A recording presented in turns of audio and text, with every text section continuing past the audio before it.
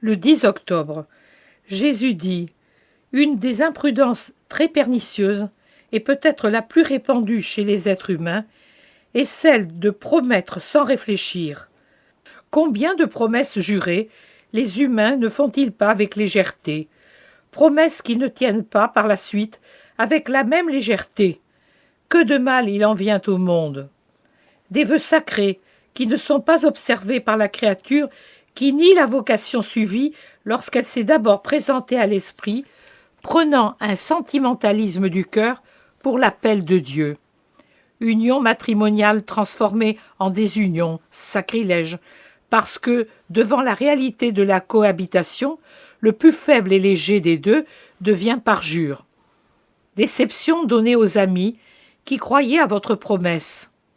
Et chose plus grave, troubles mondiaux causés par les imprudences de gouvernants irréfléchis, lesquels, en arbitre de leur peuple, promettent en leur nom des alliances qui grèvent ensuite leur peuple et les autres d'un impôt de sang, soit parce qu'ils obligent les sujets à se battre pour l'allier, soit parce que, par une audace parjure, ils brisent l'alliance stipulée, impossible à maintenir, et deviennent ennemis. Comment l'être humain peut-il, lui qui est doté d'une intelligence supérieure, don direct de Dieu, agir avec une absence de réflexion aussi bestiale? Parce qu'en lui, le péché qui enlève la grâce a lésé ou complètement éteint la force de l'esprit.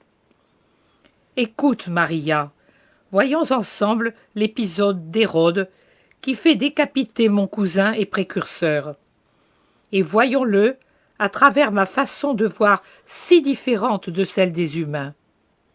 On parle beaucoup de cet épisode des chairs de mes églises, mais, irréfléchis comme Hérode lui-même, les commentateurs s'arrêtent à l'aspect illicite et ne tirent pas de cet épisode l'autre enseignement si utile aux âmes. Marc nous dit, chapitre 6, versets 21-27, qu'Hérode se laissa avoir par son propre manque de réflexion.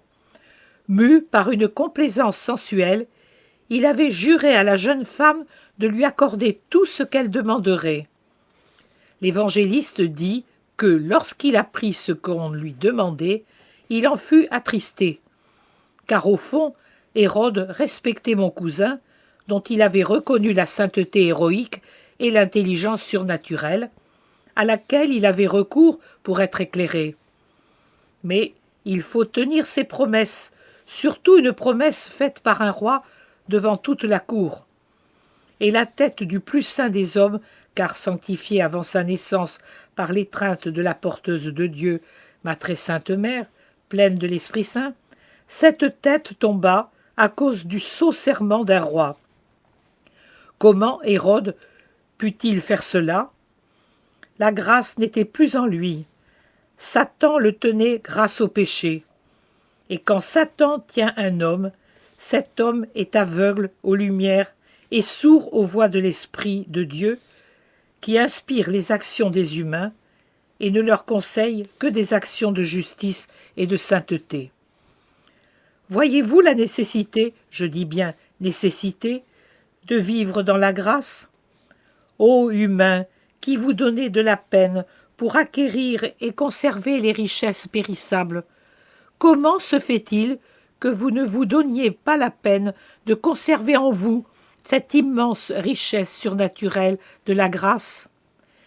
De la grâce qui vous garde en contact avec Dieu et vous nourrit de ses lumières, comme l'enfant qui va naître est nourri dans le sein d'une mère à travers les fibres qui l'unissent à elle. Et effectivement, vous êtes des enfants qui vont naître à la vie du ciel. Cette vie que vous vivez sur terre dans le jour mortel n'est pas la vie. Elle n'est que la formation de votre être futur d'éternel vivant. L'existence humaine est la gestation qui vous forme pour vous donner à la lumière. À la vraie lumière et non à la pauvre lumière brumeuse de cette terre. Je vous porte en moi comme une mère qui forme son enfant. Je vous entoure et vous protège de ma propre personne. Je vous nourris de mon aliment pour vous faire naître immortel à l'heure de ce que vous appelez la mort, et qui n'est rien d'autre qu'un passage. Passage d'une phase inachevée à l'œuvre achevée, de la ségrégation en un espace limité à la liberté sans limite, des ténèbres à la lumière, des caresses entravées à l'étreinte absolue de l'âme avec son Père.